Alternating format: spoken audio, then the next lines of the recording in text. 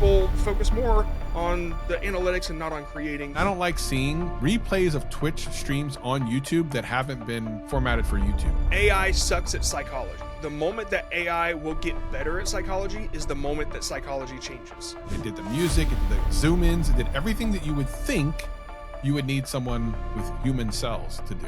Hey, welcome to the only podcast that's here for you more than you're here for us. I'm here, Travis, every single week, telling you how to grow your YouTube channels and also talking to super interesting people. And I've done that today. I'm successful yet again as I brought back an old favorite of many of you who've been around the vidIQ ecosphere for a very long time. John is back. How you doing, John? Hey, how's it going? You're not dead, which is wonderful. I'm Great not to hear. dead. I'm just super busy. Very quiet. So we're going to talk a little bit about that, where John's been. We're also going to answer your questions here, as we always do every single week. Going to have a good old time talking about YouTubery things and all the rest. If you're new here, of course, we try to help you grow your YouTube channel, and hang tight because we're going to answer some questions that have been submitted to us. We'll also tell you how to do that later on. And let's just jump into some fun stuff, YouTubery things. Let's talk about a little bit about where you've been and what's been going on with you. So just a couple months ago, you have gone off from vidIQ. We'll actually go into like your history of the, it's kind of interesting, to do your own main channel stuff. So now you yourself are a content creator in and of you are company John. The company is John. Tell us how that transition has been from going from a job, you know, that you go to. I mean, you don't leave the house and go to, but you know, a job, to just being your own boss and everything. Tell us a little bit about that. What's happened like? Confusing, to be honest with you. When I left vidIQ, it was because on my main channel, my shorts were going viral and they were paying all my bills, basically. And so, like, my last video was about that, and I started focusing on that. And then people in the comments started asking me to teach them how to make the viral 3D shorts that I was making. And so in my spare time, I made a course. And like the month that I made the course, I barely made any videos on YouTube. So I had like very little income coming in when I was making the course. And so I put that out and I got back to animating, and it didn't feel as fulfilling, I guess. I think it's because all the comments and stuff I was getting were obviously children or really dumb adults.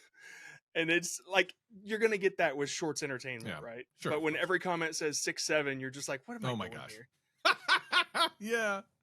So if you had to, let's talk about perception versus reality, right? Like, because you've done everything from helping other creators, you know, do their channel stuff, to being the guy himself.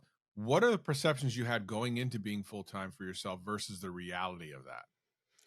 I think I didn't quite know what my mission was, what my purpose was. And I've since found it, but it took jumping into having success to realize that that wasn't what success was to me.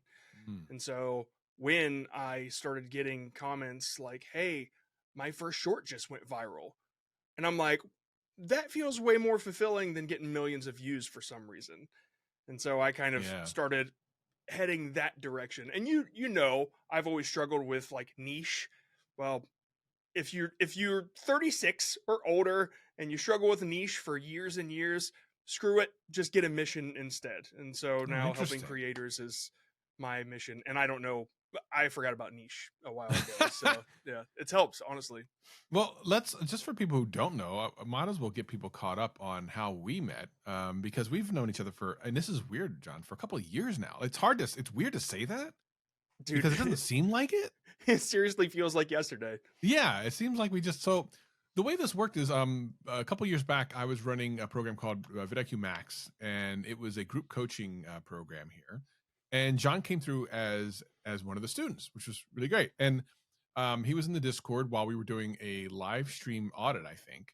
And I think your channel came up, I believe. You were being audited by Rob and stuff, I believe. Is that right? Does it sound right to you? Yeah, the channel was at Mocknix, and it was an animation channel. I never even had my face on YouTube at that point. That's right, which is really interesting because it's completely different now. So I remember watching that and going, holy crap, this guy can really go. He can edit. So I was thinking about doing my own kind of personal channel with some stuff, and I really wanted really good editing. And what John didn't know at the time was that I was holding off on doing the channel until I found an editor, because I knew that the editing part was going to have to be on point for it to be any good. So I was like, hey, do you do anything on the side? Would you be interested in doing this thing? And I sent him a message, and I wasn't sure what you would say. I'm curious as to what your side of this felt like, because I don't actually know any of that. Like, what was that day like? Because you were on the stream, and then the same day, I'm like, what are you up to? Tell me what that was like, because I've never heard your side of it. At the time, I was living in Germany and I was Right. watching a lot of vidIQ, but I wasn't getting the advice that I needed. My channel was Mm. very specific, and best Mhm. practices didn't really hit the spot for me. Yeah. And so I knew that I had to connect to somebody personally and get outside perspective. And I always submitted to the thing like trying to get on the stream to have somebody look at it.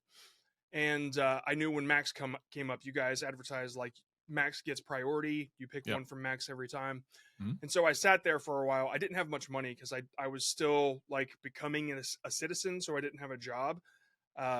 In Germany, like they have something called it's like a work school where you go as a student and then you get paid like $5 an hour or whatever.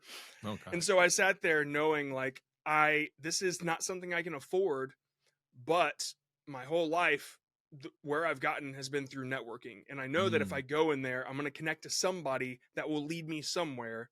Mhm. And so I struggled with that a bit, and I'm like, you know what, I'm going to pull the trigger. And so I put the money in, and then one day later, I got the DM from you because One day yeah, later. I immediately got on the channel, and I was like, okay, so that was the goal, but it was to I wanted people to see like what I was made of, and Yeah. then it worked out.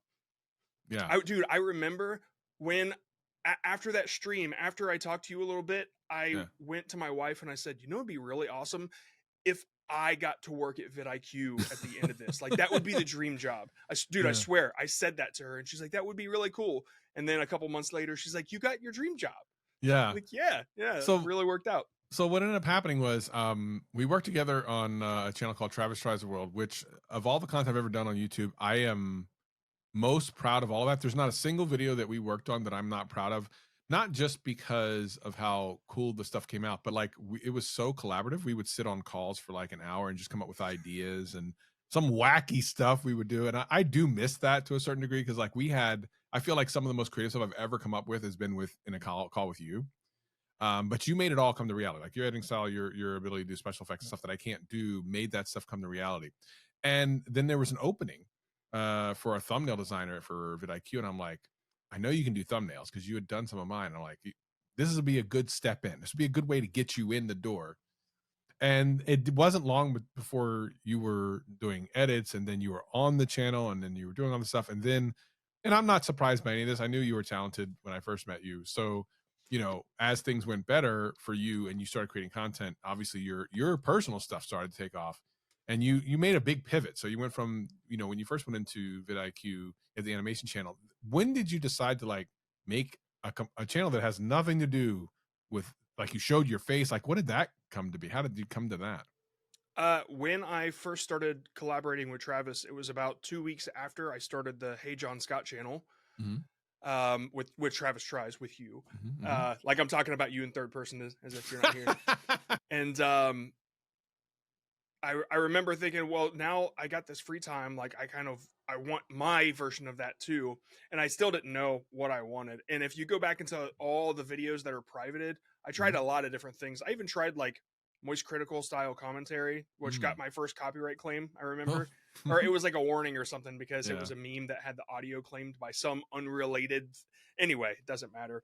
I just remember trying a few things, and right around the time that we got me into doing thumbnails, that's when I'm like, okay, I've got a job. Now I can focus on Travis and me, and like the time freed up. And Yeah. so after experimenting for a while, I did like creator help stuff for a second on there before I joined vidIQ. And then I knew that I had learned so much from Tim Schmoyer about storytelling that I wanted to give it a shot. And I put out 3 shorts back to back on Instagram that told a story, and they all did super well. And I told everybody at vidIQ, like, hey, look, these are getting like hundreds of thousands of views, and maybe I make a video about that sometime. And I didn't for a long time. I also uploaded those to the Hey John Scott channel, and they tanked big time. Mm. Dude, a couple, I mean, it was actually like 2 years later. I tried a bunch of different niches, like ADHD related, after I got diagnosed with ADHD. And then I was like, okay, maybe I do creator self-help to avoid um you know distractions or productivity, or to talk about productivity, that sort of thing. Hmm. Avoid burnout was really the big focus. But Yeah. eventually I just put up a new story about a firehouse that was like, it looked like a water tower, and I thought, well, maybe I get back into storytelling. Put that one up, my channel hit, and then I thought, well, what the hell? Why did these three do so bad? And Hmm. so I deleted them, and then I re-exported them with new metadata with subtitles on them this time, because I knew that that was better. The subtitles, it gets people engaged. I put them all up. They all went millions of views, and since then I'm like, yeah, well, this is a shorts channel now, and so that's kind of where it went. I mean, I don't know. I As soon as one story hit, I'm like, something's not right here, and so YouTube had finally figured out from that one video that that's what people wanted. That's what And people wanted. honestly, I think YouTube probably makes bank off of the shorts feed because it's like a drug. And Hmm. so anytime I put like a long form on there, a couple months ago, I tried blog or vlogging and stuff. It like won't give it. It's It like, won't give John, it a you shot. need to go do shorts. And Right, so right, right. that's why I moved away from the channel in general. But yeah. Yeah, we talk about that in vidIQ. Like, YouTube wants you to put all types of formats on your same channel, but not all types of formats can succeed on the same channel. You could literally probably take your long form stuff you've done, put it on a completely separate channel, and it would definitely do better than it does on the main channel. So it's like, what are we supposed to do as creators? And I know that we have to kind of we will tell you what YouTube tells everyone, right? We will inform you because a lot of creators don't hear all the information we hear about YouTube. But we're also going to tell you like what we've seen. And what we've seen is, despite the fact that we know for a fact YouTube wants you to be able to put everything on one channel, that we just see the proofs in the pudding. If you have a channel that does really great with shorts, it's very rare, not impossible, but very rare to see longs do just as well on that channel. It just doesn't tend to happen. It doesn't mean there aren't people out there that don't do it. Of course, there are a couple of channels that are able to do that. But for the most part, it just isn't a thing that typically works. So, John, I know that like you were super analytical and you would like in a lot of ways like a younger me would do the same things that you do, or you like super research things and really jump in and try to understand concepts so you can use them in your own content. What would you say is like one or two of the things that really took you to another level, especially with your content? Um, I think it was a revelation I had recently Oh. that I could point out. So it's something that I tell people that I help now. I didn't realize what the analytics were doing to me until I saw it happening to everybody else. And Hmm. just real quick story. I got added as a mod to a subreddit called Shorts Algorithm because they saw me giving advice on there, and they were like, "Hey, will you mod this? I'm very busy." And I'm like, "Sure." And 9 out of 10 posts over there are people talking about analytics. Most of them are slop, but I'll get into that later. Mhm. But they talk about analytics and they get lost in them. And the people that I help in my community now, I found like the one metric that works that stops confusing people. They're like, it got 90% retention. Yeah, but it's a 10-second video. Like Mm. all these Mhm, things, mhm. they try to keep one set rule that works for everything, and it's not the case. And there are variables that we don't see that make people focus more on the analytics and not on creating. So the one true metric to me is perspective, outside Mm. perspective. And when I started getting outside perspective from other people, especially when I started at vidIQ, and through my failures at vidIQ, that's when I'm like, oh, okay, now I get it. But until then, I was as lost as any other creator. So that outside perspective is huge for sure. And have you ever had somebody tell you a story where you already knew the ending, but Mm. you had to sit through it because you're polite? And so every now and then they'll go into like a different detail, and you're like, this, I know the point that you're getting to, and this has Yeah. nothing to do with it, but Mm. you're not going to say anything. You're, yeah, okay. Mm. And then they finally get to the point and you're like, oh wow. And you're so polite, you don't want to be rude. The internet doesn't care like that. The Yeah. internet doesn't have to be the polite. They'll just walk away from the Right. conversation. And so any unrelated detail, anything that you think might be funny, anything ego centric, get rid of it, kill it, right? Get to the point, and as soon as people understand that they can trust you, then you can start building that personable relationship. And that took a while too, because I thought, man, I got some funny stuff here. Sure, it's funny to me and my friends, but to somebody that doesn't know me, they don't give a crap, right? Right. So that was another big one that I have a tough time teaching that to other people, especially with storytelling. But yeah. No, that's good to know. Of course, storytelling is like huge, obviously, and I know it's one of the things you really concentrate a lot on. Outside perspective really important, and all the things you're saying are just different aspects of what make a content creator more solid, more well-rounded. You know, we talk about little strategies here and there, but one of the things that I really want people who listen to this podcast or watch it on YouTube really gather is that it's all these little things. It's not just one big thing. There's not this one thing we're going to tell you, oh, use this tag in your videos and you'll get all these views.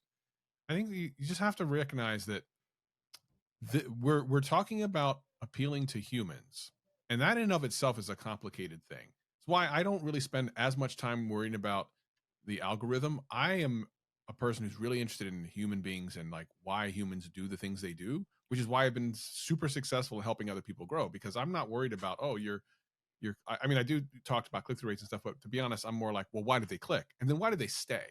And that's the psychology that you really need to get into. It's another level of thing. Now, some creators succeed by doing, and they don't even realize how they're doing it. They just know that this is good content when they make it, and they've never looked at their metrics in their life. You see that a lot with some big creators. Like, I don't know what a CTR is. I just make a video and it does well. Well, it's because you subconsciously know this stuff anyway.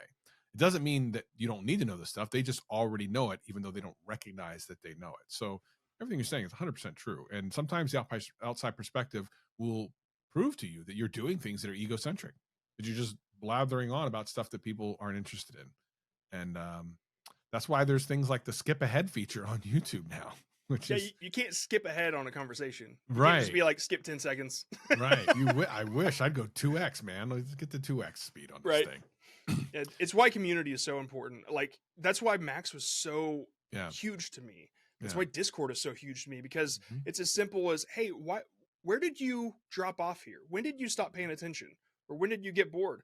And the stuff people will say, you never thought about. Right. You might look at the retention graph and think, okay, that's where the dip is. It's because of this reason, but you don't know. Right. You don't know until somebody tells you. Yeah, having someone else look at the same thing and come up with a completely different answer is actually critical. This is why you can't necessarily go to your non-creator friends and ask them if they think a video is good. You kind of have to go to people that kind of understand what is good and then ask their unabashed opinion. So or your audience, audience. A comment will tell you for sure if you want them to be honest. A good step in the right direction, that's for sure. All right, so we got a couple of questions. We're going to do just a couple today. I think we'll have some fun with them. John, I can't remember the last time you were on the podcast. It's probably been a minute or so. We have a lot of new people that are watching and listening now, so probably won't recognize any of these names. But let's go ahead and do the first one. So there's a couple ways you can send us a question. If you're listening to the audio-only podcast, there's a link in the show notes that says send us a text message. And this first one, I believe, is a text message. And it is from Chris and Lydia. Hi, vidIQ crew. We run a travel channel that's been active for 18 months. We're happy with our growth so far, 600,000 views and 66,000 watch hours. That's awesome. But our subscriber count is relatively low at 4,000, which works out to about 150 views per subscriber. All right, before we get too deep in this, you can see where they're starting to put maths together that don't necessarily have anything to do with each other, but they don't know. But let's just keep going. In your podcast last week, okay, this was weeks ago, Tori mentioned that for her channel, 40% of the watch time comes from TV, and this was considered high. On our channel, 66% of our watch time from the past year comes from TV. We suspect this is a major factor in our low subscriber to view ratio, since subscribing via TV is much more cumbersome than a mobile or desktop. By the way, I would agree with this. I know that you will tell me that subscribers aren't the only metrics of a channel success, and I agree to a certain extent, but can someone please tell brands that? And that is a truth bomb. Let's continue with the question. That is a truth bomb right there. We'd love to hear your thoughts. Number one, do you have any strategies or advice for converting TV viewers to subscribers beyond standard CTAs at the end of videos? Or is this a limitation we need to explain to brands when pitching? Now, this is cool. So a lot of people this won't directly relate to, because they're thinking, oh, I don't pitch to brand stuff. But there's some things that we'll probably talk about here that I think are important, because TV is becoming larger and larger on YouTube, and you should be trying to create some of your content for TV. I know for sure that isn't as big, although from what I understand, people are watching shorts on TV more and more than they ever have before, which is kind of wild because I actually do get recommended shorts on my TV. And I watch a lot of YouTube on TV. But as far as like the TV thing, what are your thoughts when it comes to this, John? Because you, having worked with you directly, I'm like, you could do some TV content for YouTube easy. Like you have some great pacing and stuff that would be amazing. So do you have any strategies or advice for converting TV viewers to subscribers? What do you think? Okay. Well, the reason that they're focused on subscribers seems to be the brand angle, Yes. right? Yes. And Yes. so before I get to the conversion, I almost wouldn't even like make that an important thing, but I'll explain why here in a Sure. second. When it comes to brands, if you have 100 subscribers, but you can show them the data that they'll buy their crap, that they'll buy their product, you say, hey, look, these people are interested. Look at, here's my demographic. What, Mhm. like, they want to buy. The people that watch my stuff want to buy your product. And so if you're trying to pitch to an unrelated brand, they're going to look at the metrics. But if you try to pitch to a very specific brand that you could help, like you offer them value, you don't have to worry about that stuff. And it's all about the presentation. So that said, when it comes to the subscriber thing, I honestly think it just happens organically. Like you're not going to have a magic word to say that even if you tell them to subscribe, sure. But on a TV, I just think that the watch time is the most important. I recently had a person I did a creator breakdown for. I still got to give it to him today, but they had the same situation. They did cruise content. I found out after some research that about 90% of cruise viewers they they don't watch because they're going on a cruise. They don't have a ship Mm, booked. They mm, watch because they want to re-experience the cruise. mm, And so the advice I'm giving this person is the reason reviews are the most important like topic for cruise is because people are just trying to experience it and the mm, narrator is actually getting in the way of what they want to experience. mm. So I guess whatever makes that TV viewing situation, like why TV, why do they enjoy it so much? Typically TV is background content, it's relaxing content, it's comfort content. It's not like let's turn it on TV and get a bunch of information and study, so I guess kind of finding the perspective of the TV viewer and seeing like what they really enjoy and doubling down on that. That's without specifics of your channel. Right, right, right. And I think what you said there is really important. There's so many aspects to this. First, let's go back to the subscriber thing. Just like you said, yeah, brands are important, are interested in subscriber fees because they don't subscriber numbers because they don't understand what it actually means. They think if your subscriber number is high, that means they're going to get a good return on investment. The only thing they really care about is the return on investment. And the way you can start out with that is if you have, I mean, you're big enough that you can get YouTube affiliate sales. Do a couple of videos about products that you use and then put the affiliate links in your description, and then you'll have analytics for that. You'll literally be able to go, I did a video about this, hairbrush that I had, and look how many sales I generated through Amazon. I can do the same for you. So the idea is that you build up the information ahead of time, and then you can pitch to them with that, because that's the only thing they really care about. Sometimes they don't know that that's what they need to care about, but that is the only thing they need to care about. And by the way, we have a video on here in the podcast and on the audio podcast with Justin Moore, who broke down how to pitch everything to anybody, no matter what your channel size is. And he is incredible. And if you're watching a YouTube video, you can see John right now with Sponsor Magnet, his book. Justin is amazing, and he helps small creators get ridiculous amounts of money. Like stupid. I need to talk to him. Really, be honest. I need to do that. So there's that. Like if that's what you're worried about there. And is it a limitation to explain? So we just kind of explained that. I think at the end of the day, you do just want more views. Subscribers are great, but they don't equate views. Really great channels get more views to subscribers anyway.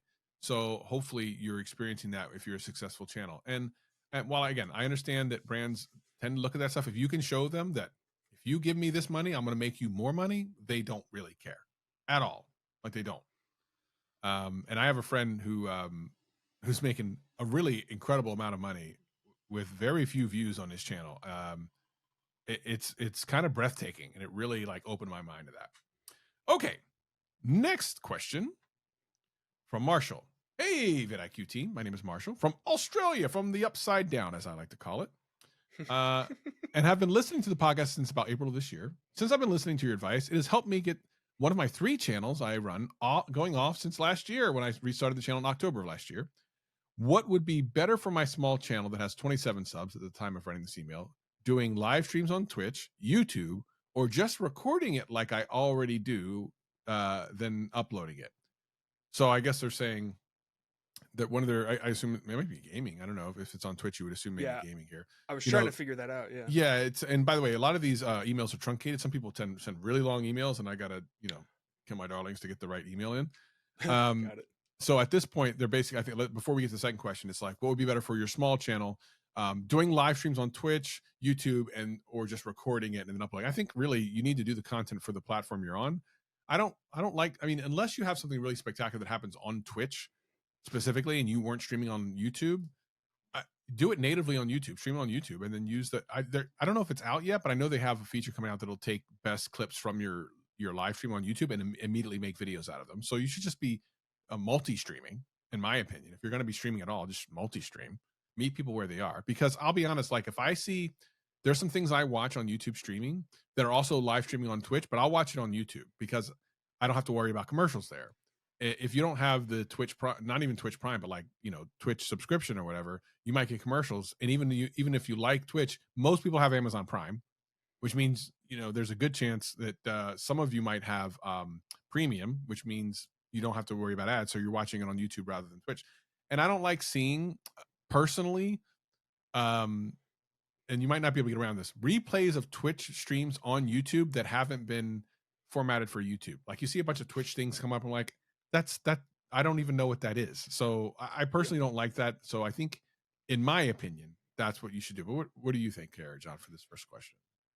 I want to back you up first. I do watch some Twitch streamers, but it's only the ones that look like my screen right now, where it's just me in the bottom corner, and then they're looking at their channel or they're looking at whatever content they're looking at. And that's like because there's nothing else. It's just Twitch, like all the Twitch crap. I don't. It doesn't help anything, right? If they respond to them and that's off screen, that's fine. Yeah. And I'll watch like 2 hours worth because it's like I don't feel like I'm left out, right? Right. But yeah, Right. So I totally back you up on that. Yeah. I guess I know you go where people are, right? I know that lesson. I've learned that lesson. And yet I didn't learn it apparently until recently. What? So when I was starting all of my offers, like the course and my community and stuff like that, I use Kajabi, and it's like you can build a podcast, a community course, you can sell books on there, whatever. It's a all around creator platform, and I started my community on there, and I got like one person, my paid community, and I got one person in there for like a month. And it's just me and him talking, and I'm putting like all these updates and tools and all sorts of crap in there that help me when I create. I'm like, man, what is keeping people from coming? And then I thought, you know what? I'm just gonna switch over to my Discord because I have like 700 people in there that are already in my community. The moment I switched, people were like, "Oh, you got a community? Yeah, jump in." And now I got like 20 people in there paid, and it's so nice because I went where people were. And so the more you simplify your whole structure, dude, I couldn't even imagine doing another channel right now. Like I just focus on the one, and then like I use the John Scott on Instagram to promote it, and like it's a back and forth. And anything more than that, I'm actually hurting my business because I'm spreading myself too thin. I'm focusing on things that have no ROI. And so it's just like, yeah, simplify, go where people are for sure. That's definitely what you want to do. That's a lot of stuff to do. You know who recently who just and it's funny considering I consider this person kind of a mentor. You know who also is learning this lesson? Daryl Eves. Oh yeah, as he's moving his community back to Discord. So it was on Discord. He made a private thing. Now he's moving it back to Discord. So I feel like in some ways I'm just the smartest person in the room, but no one seems to know it. Okay. What's the second question here? Okay. Second question is, how is it best to go around sponsors, as I have now got my first sponsor for 2 of my channels, even though my second is currently a bit behind my sports channel. I assume they mean in size. What is the best way to prompt the sponsorship I have to my channel, and what should I be doing with it? And I believe what they're actually asking here is, how do I get people to engage with the sponsorship thing on their channel? The final question: is it a good idea to have social media for each channel, like Instagram and TikTok, to promote my channels and content to other audiences in hopes they'll come to YouTube to watch, or not? That's the only question I'm really going to worry about focusing on, because we already talked about sponsorships and stuff before. Is it worth doing the complete focus on YouTube only? Because you know a little bit about this, because you are on YouTube and you've done incredibly well on Instagram, and now that you've kind of done both, like what what is the strategy when you have, like, I know your love for like YouTube, but by the same token, you gotta pay the bills, right? And you gotta go where the success is. And it doesn't mean you couldn't be successful. You could still be as successful on YouTube, but you've done so much great stuff on Instagram stuff. So what would you think to when you're trying to explain to someone about this? Uh, right now, just to give context, I have a channel that it is creator help, but it's more like creator rant because there's some things that I could never say at vidIQ.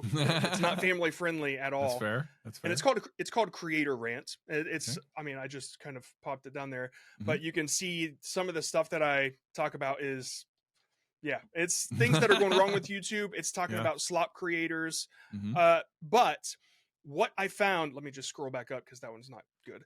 But this only has 106 subscribers because it's Mhm. just brand new. Yeah. And what I'm finding is that it is still paying my bills because I'm showing my social proof of the people that Mm. I help through Instagram. So Creator Mm. Rant is, dude, I've had that logo, by the way, for like 3 years. I showed it to Dan one time. He's like, dude, that's so funny because it looks like me. And I never used it. And I had to create a brand to like put behind the course that I made. And Mhm. I was like, all right, fine, I'll use that one. So anyway, that's like a small channel, and I'm still getting what I need from it because on Instagram it's John Scott. And so if you run a big like franchise or whatever, people don't want to follow Coke. They want to follow the CEO of Coke. Mm. And so that's kind of what I do over there. And so people get to know the guy behind Creator Rant and what he can do for them.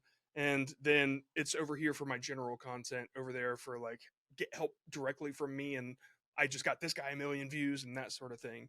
And so in that same vein, for like a sports channel or whatever, your main content can go on YouTube and you can do shorts and stuff like that. But posting your I'm gonna go Gary V about this, but Okay. posting like all day, every day, you're behind the scenes, whatever you're doing, post it, because you might get 5, 10 posts out there, but one of them will hit. It's just a numbers Yeah. game over there, Yeah, it and is. so when that one hits, then everybody knows who you are. Like a lot, Mm. at least those people do. I know getting people from one platform to another is tough. Right. So really just take the platforms, simplify it as much as you can, and like have a goal in mind for that. Mm.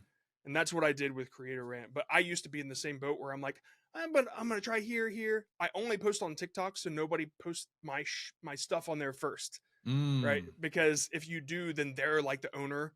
Yeah. And yeah, so I hate TikTok. But anyway, that's that I just try to simplify as much as I can. Otherwise, I'd be spreading myself too thin. And everything you do when you're spreaded thin is useless, Right. right? I feel like as a smaller creator, concentrating on so many things might be a hindrance, and it might slow you down, because just, I mean, when you're established, it's hard. If you're not established, like, unless you don't have a job and stuff and you have nothing else to do, okay, if that's the case, fine. But I just feel like you will slow your overall growth down by quite a bit, trying to spread between all these different platforms, trying to understand what they are. Because generally speaking, just taking a piece of content and posting the same exact thing elsewhere doesn't always work. If you're really analytical about it, like John has been, and he figured out kind of some secret sauce, a year or so ago about it, that's one thing. But by and large, he had to do a lot of work to get to that point anyway. So I feel like what he just said about the Gary Vee part is actually very true. Like, take your shots, figure out what works, and then start to figure out, like, okay, can I spread this across multiple platforms? Can I do this? So, whatever time you have during the course of a day or a week, concentrate that on something that you can succeed at and that is viable, and something that's not going to burn you out, rather than just trying to be everywhere all the time, all the time. So, One really important caveat to this, mhm. and I listened to Gary Vee for years, right? But it only made sense. This advice only made sense when I was pissed Mm, about something. When I was okay. so passionate that I was going to post it regardless, I didn't care how it performed. Hmm. Once I started doing that, and honestly, it happened after I left, but I got so caught up in all the slop that was going on, and I Mm. wanted to help curb this slop. And by the way, slop not synonymous with AI. Could mean a lot of It's things. Yeah. there's a crossover, right? But Yeah. it's Yeah. Yeah. it's content that requires zero effort or human input. Right. And so like stolen content, farm clips, Mm-hmm. prompted content, non-reaction content, like the ones where they have the mouth full of water Oh and they my just watch gosh. somebody else's, like that's stealing, right? Yeah. Yeah. Yeah. And so every day I'd see it and I'm like, I can't hold my tongue anymore. I have Mm. to say something. And what's my mission is to put the create back in creator and to help curb this slop. And it Mm. all just came together. And when it all came together for me, I don't care what I post anymore because it's all in one direction. It's all with that goal in mind. Yeah. So if you're just making channels to make them hoping one will succeed, it will be much more difficult than if you post something you're passionate about or good at, something that you know. So just take that however you want. I figured that really needed to be said because that's how I learned. Yeah. No, I respect that. I respect it. You can also send us an email at theboost@vidiq.com, but I thought we'd do something different this time for the next two questions. And that is look at comments that were left on the YouTube channel. I thought this would be kind of fun. This one's from Dr. Terry Wenner, I think it is. I use landscape for long form, but shorts require vertical layout. I have to change them, and I don't think shorts look as good. Is everyone doing this, or is there a better way? And as someone who's done both, I would love to know what your secret sauce would be for something like this. Do you shoot for the edit of the short so that everything works, or are you just taking what happened and then making it long and short? Okay, the only way I'm gonna explain. Okay, first of all, I don't. If I'm gonna shoot a short, it's gonna be with my phone specifically, and I Okay. shoot it vertical. Okay. If I'm converting content, I found a way that works for me. But Okay. the angle that you're seeing right now, if you if you crop it in, I can't really show, but actually maybe I can. If you, yeah, there we go. If you start to crop it in, like the vertical will start to hit like this, and then for some reason, but like not for some, I don't know why I said that, but like you want your eyes on the eye line, right? So this is where you want your eyes, and it feels like I'm very, very close. But the only way to correctly crop this and have the thing that you're supposed to look at on the eye line is to do it like this. And so shooting vertical specifically for vertical is why that works. But here was my workaround. So I did a short for this, and in Premiere, it's like super fast to cut yourself out now. Like in Premiere Beta, it's Adobe Premiere for those that don't edit. But all it is a click of a button and it gets rid of your background. And so now I kind of found a better way. Like, dude, this took maybe 2 minutes and like it's so easy. Travis, I can't do any of this stuff. I you can't do okay, this. man? Yeah, Yeah. yeah, So no, I can't do this stuff. I'm glad that like I look at this and I'm like, that's gonna take me 2 years to make. yeah, so it takes 2 seconds now. Before it would have taken me a long time, but Yeah. because there's just one button for it, AI is a great tool for Yes. creators who want to still be creative. Yeah. And so now this is what I do is I just cut myself out of the background and I'll drag myself if I want to put myself up. The eye line is where it says more AdSense revenue. Okay. But if I want to pull myself up, I'll just like darken the bottom or whatever. And so that's how I do it is cropping, cutting out whatever, just filling in the space with other things. And that's kind of what I'm doing now. It is very difficult to turn your long form into a short form unless you are like this far back. And when you're Yeah. this far back, you can do podcasts and stuff like that and turn it into, but like you have to start filming this far back. And when you do, you lose a lot of detail. So Right. it's up to you how you want to do that. But I just figured that's how I do it. I'll show you that.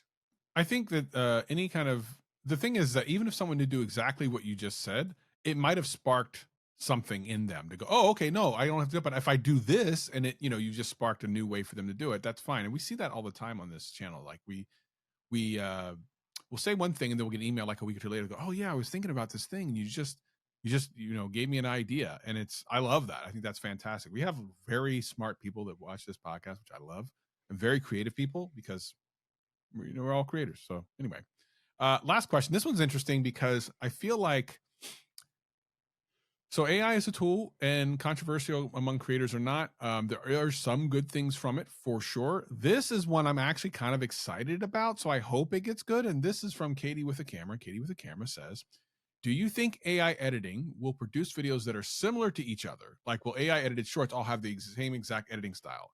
I don't think so. But what are your thoughts on like AI editing specifically, like for content, not just thumbnails and stuff, but like actual content? Do you think it'll get to the point where it'll be something that you can rely on? I'm not sure what AI editing is. So like video editing, like you put in, because some companies actually have this. I Uh, mean, I know video, but like, what does it do? Is it like taking a long form and cutting it up?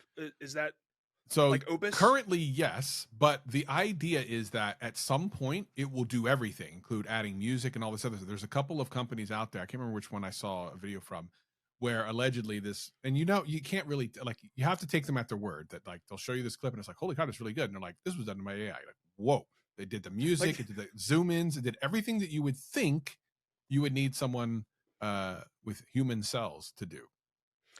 okay, I get what you're saying. I think as it stands, Yeah. and honestly, I don't see this changing much in the future, Okay. but AI sucks at psychology. And the moment that You're not wrong. AI will get better at psychology is the moment that psychology changes. Because Interesting. how quickly do we get used to ChatGPT saying certain phrases, Sure. right? Like within the week, we're sick of it saying the word fluff now. And it's like, yeah, but like 2 weeks ago, everybody was like, yeah, I don't want to hear any fluff. And now it's like, okay, let's get right to the point. No fluff. And now everybody's like, what? Could it just stop saying fluff? Could it just stop using M dashes? Like, it doesn't matter what they change it to. We're going to get Mm, used to it. And so interesting. if AI advances to a point where it's like ever dynamically changing, sure, but it still can't. I feel like it still can't accurately predict what psychology will change into, what hooks will get us next. That's why marketing is so good, because they keep up with how humans evolve. And sure, AI might be able to do that, but it's still going to take human effort to get it there. I mean, I don't know. I just don't see it hooking the same way that I could. Mm. Yeah, and the other thing is, I think one good thing about it is it can do a lot of the rough cuts probably pretty well and get you Hmm. to a point where you just put the sauce on top. Yeah, I think, as a tool, yeah, great. I yeah, have yeah, no yeah. problem with AI. Dude, my business would not be where it is without AI. Like building Interesting. websites and stuff, Mhm. using Zapier to connect Discord to like a purchase. I don't know how to do that, but Oh, the little AI tool or ChatGPT helps me get through it. Amazing, right? wow. So I just, when people use AI to do everything and then they feel entitled to make money from it, stuff like that, that's where the issue is. Everything Mm, else is like, yeah, AI is great. Every AI improves a lot. If you AI generate your script and say it word for word, I got to be honest, at least the audio is going to be slop. Like, I, just like have an opinion, have some right. conviction, right? But if you take your existing content, you let AI cut it up, and then you put your touches on it, put the Mhm. human input, yeah, I can see that working, especially for podcasts. Yeah, yeah, But yeah. like when AI starts to, I don't know anything about Opus, but I know what it used to do. It would Hmm. just like kind of take what it thought was good.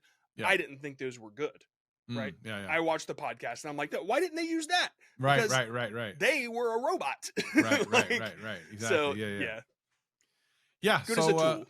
it is interesting though. If you think about where we were literally a year ago, we weren't even at the point where half the stuff that happens now could even be done. Like now we're at a place that's like it's crazy. Every couple of months it grows exponentially. Well, at For any sure. rate, the things that you are up to, what are you going to be doing for the next what's 2026 look like for you? Because we're almost at the end of 2025 as a recording of this.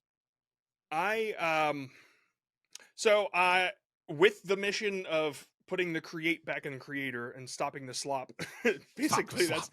that's where I'm at. Like, dude, I can't, I almost want to stop modding that one Reddit because it's just all bad. And I Yeah. keep trying to correct people, but it's overwhelming the amount of people that want to make money with no effort. They're like, oh Mm, yeah, like I took quesos clips and then I put subtitles over it, but why did I get denied monetization?